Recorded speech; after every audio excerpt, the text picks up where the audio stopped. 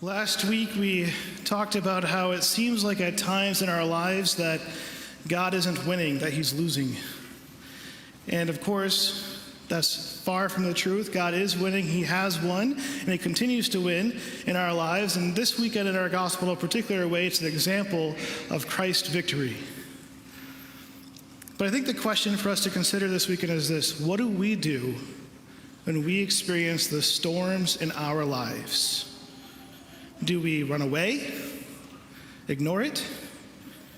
Do we do the blame and complain game? Or do we confront the storm? A couple of examples that you think kind of sounds silly, but think about when you buy a used car. It's new to you. You're excited, and after a couple of months, you've had the car, excitement's wearing off, and what happens? You start to hear a sound. And you're like, oh no, that can't be good. What type of person are you when you hear the sound? Are you the type that when you hear it, you think, can't be anything? Or you're so afraid of what it could be, you ignore it, pretend that it doesn't exist. And we know when we ignore things like this, the small issues can become big problems very quickly. It's usually not a good idea.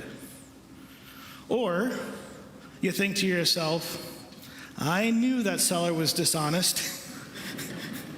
They didn't tell me everything. It's their fault. Which could be true. Who knows? Or you just think, you know what? That's not a good sound. I don't like it. I'm going to bring it in to someone I trust, get it checked out, and hopefully it's no big deal. We'll fix it. You confront the problem right away. Another good example, I was watching the news this week, and one of the things that they said, which I think is fascinating, first of all, I had no idea that June is Men's Health Month. So apparently that's the month we're in. It's Men's Health Month. And one of the things that they're encouraging men to do is to go get their annual physical, because apparently 45% of men do not get an annual physical.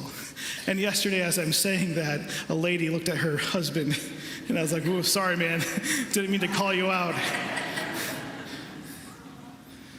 But why is that?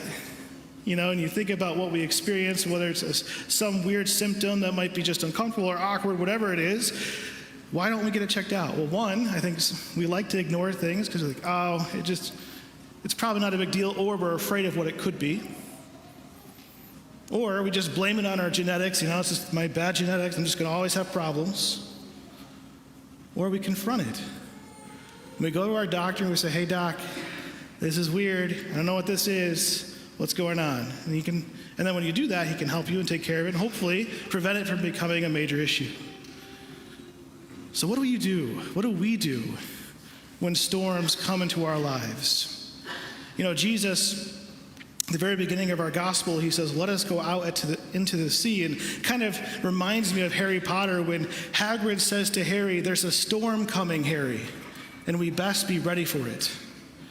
I think Jesus knows the storm is coming, and he doesn't just want the disciples to be ready for it, he wants to confront it with them.